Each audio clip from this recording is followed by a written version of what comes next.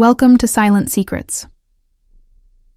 My name is Rebecca Carter, and for most of my adult life, I believed marriage was a straightforward journey.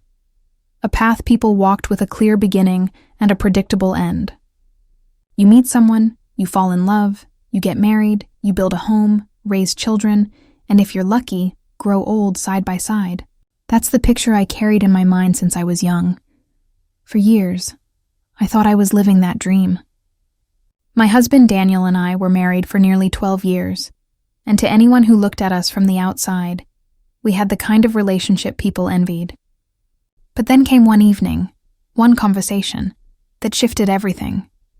A confession, a wish, and my decision to say yes when I could have easily said no. That single moment altered the direction of our marriage, our family, and even the way I understood love itself. This is our story. Beginnings: Daniel and I met in college, long before the idea of marriage was even on the horizon. He was a mechanical engineering major, the kind of guy who thrived on logic, numbers, and practical solutions. I, on the other hand, was immersed in psychology, fascinated by emotions, human behavior, and the hidden layers beneath what people say out loud. We met in the most ordinary of places, the library. It was exam season, and the room smelled faintly of coffee and ink from overused printers. I had spread my textbooks and notebooks across half a table, highlighters in every color creating a chaotic rainbow. Daniel sat across from me with only a laptop and a single notebook, neat and organized. At first, we didn't speak. But I noticed him looking at one of my psychology books, a chapter on relationships. "You really read that stuff?" he finally asked, his voice quiet but curious.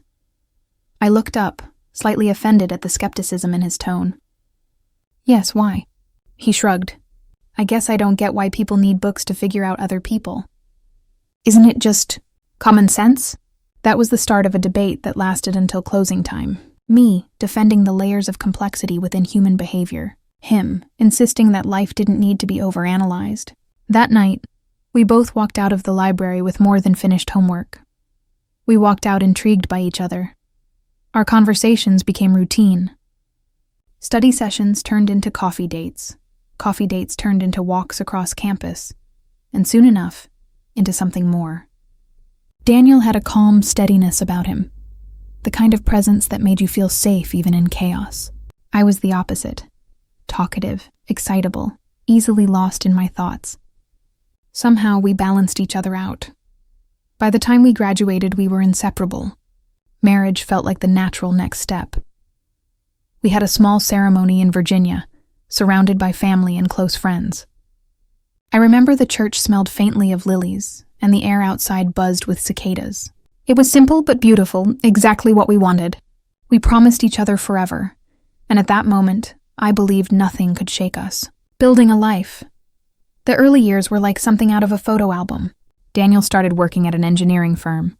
I pursued a career in counseling, finally getting to use everything I had studied. We bought a cozy house with a white fence and a garden I swore I'd keep alive. We adopted a golden retriever, Max, whose boundless energy filled every corner of our home. Then came Emily, our daughter, followed 3 years later by Jacob. Suddenly, life wasn't just about us anymore. It was diapers, school runs, pediatrician appointments, and sleepless nights. Exhausting, yes, but also deeply rewarding. People often told us, "You two are the perfect couple," and maybe, in some ways, we were. Daniel provided stability, and I provided warmth. Together, we built a family that looked solid, enviable even. But here's the truth. Even the strongest foundations can crack. Cracks in the surface. The cracks didn't appear all at once. They were subtle, almost invisible to anyone else. Daniel worked long hours, sometimes staying late at the office to meet deadlines. I was stretched thin, juggling work, kids, and the endless demands of running a household. Conversations that used to be about dreams and passions slowly shifted to discussions about bills, grocery lists, and whose turn it was to do the dishes. It wasn't that we didn't care for each other anymore. We did, but the closeness that once came naturally began to fade. We were living side by side, partners in responsibility, but not always in intimacy. From the outside, people still thought of us as strong. But inside, I felt the weight of distance growing heavier. The anniversary, it was our 12th wedding anniversary when Daniel's confession came. We'd arranged a rare night out without the kids. Dinner at a quiet, candlelit restaurant. The soft glow of the lights made the whole evening feel intimate, almost nostalgic. For the first time in months, I felt like it was just the two of us again. Daniel reached across the table, his thumb brushing against my hand. His expression was hesitant, almost nervous. "Rebecca," he began, voice steady but low. "There's something I've wanted to tell you for a long time. Something I've been scared to say." My heart raced. In the span of seconds, 1,000 possibilities flooded my mind. Was he sick? Had he lost his job? Did he not love me anymore? I forced my voice to stay calm. "What is it?" He took a deep breath, his eyes searching mine. "I have a wish, something I've thought about for years. But I never told you because I didn't want to hurt you." I squeezed his hand tighter. "Daniel, we promised to always be honest. Whatever it is, tell me." His gaze dropped to his plate, then lifted again, filled with an intensity that startled me. I've always wanted to explore more in our marriage, to step outside the lines we drew years ago. Not because I don't love you. God, Rebecca, I love you more than anything. But because there's a part of me that feels unfulfilled. And I don't want to let that part of me grow into resentment or secrets. His words struck me like thunder. It wasn't a confession of something he had done. It was a confession of something he wanted. My chest tightened. My mind spun.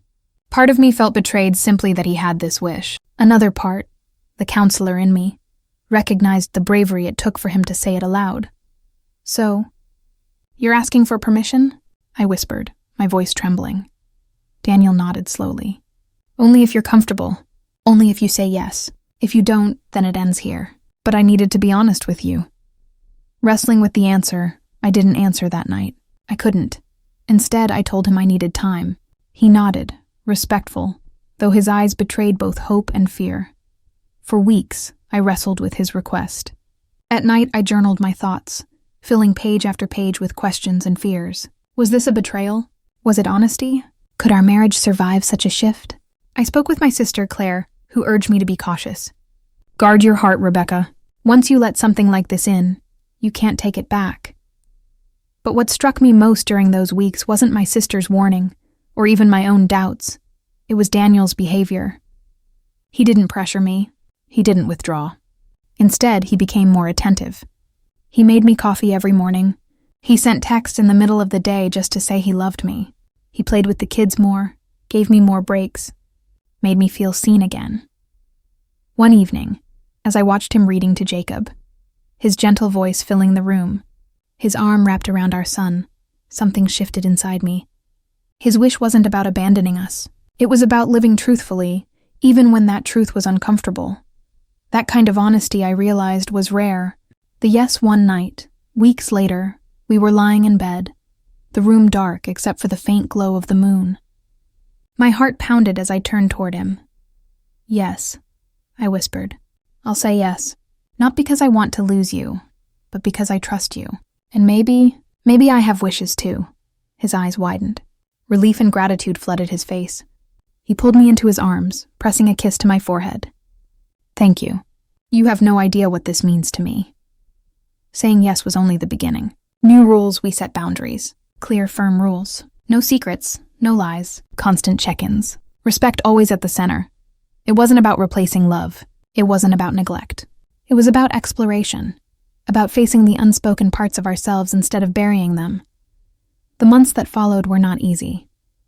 There were moments of doubt. Nights when I cried quietly into my pillow, wondering if I had made a terrible mistake. But there were also mornings when Daniel held me close and whispered, "You are my heart. You are my home. Nothing changes that." In time, something surprising happened. I discovered my own wishes.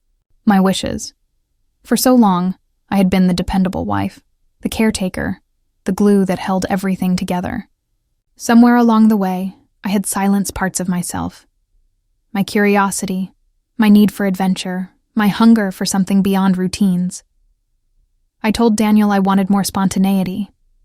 Not just in romance, but in life. Road trips, dance classes, dreams I had shelved when the children came along, and to my surprise, Daniel embraced it. Together, we began saying yes to more things. Yes to weekend getaways. Yes to trying new foods. Yes to long late-night talks like we hadn't had in years. His wish had opened a door, not just for him, but for us. Transformation in our marriage didn't suddenly become perfect. We still argued, still misunderstood each other, still faced judgment from people who would never understand the choices we made. But through it all, our love grew stronger. Not because it fit neatly into a box society approved of, but because it was real, raw, honest. We chose to face our cracks instead of hiding them. We chose honesty over silence, growth over stagnation, courage over fear. Looking back now, years later, I look back on that anniversary dinner with a mix of gratitude and awe. I realize that Daniel's confession, his frightening wish, was not the end of us. It was the beginning of something new. We are still together, still raising our children, still hand in hand. Sometimes, late at night, I whisper a silent thank you. Thank you for his courage to share his truth. Thank you for my courage to say yes. Because sometimes the bravest thing you can do in love is to step into the unknown. Together.